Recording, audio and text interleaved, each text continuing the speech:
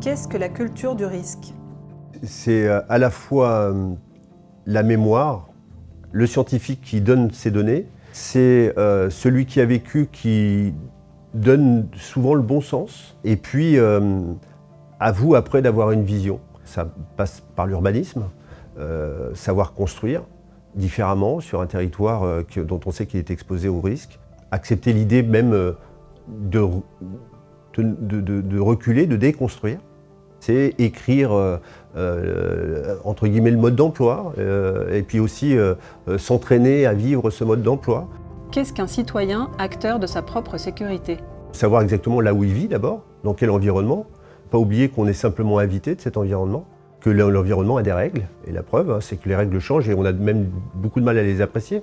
Il faut être très à l'affût de ce qui se passe, s'informer et puis savoir quel est le comportement à avoir en cas de pépin.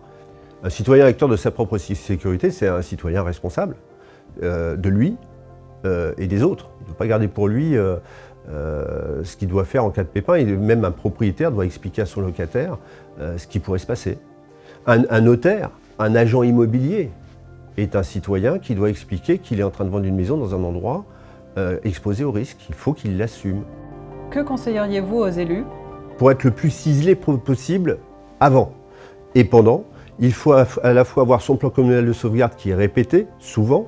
Il faut avoir des élus qui sont doublés tout le temps pour le même poste. Il faut très très vite avoir la sauvegarde qui, elle, pourra, ce sont des citoyens qui pourront être à la manœuvre de façon bénévole et vous aider. Mais surtout, tout ça ne fonctionne que si vous avez un réseau de proximité d'information, un réseau de citoyens de proximité d'information que nous on a appelé réseau de vigilance.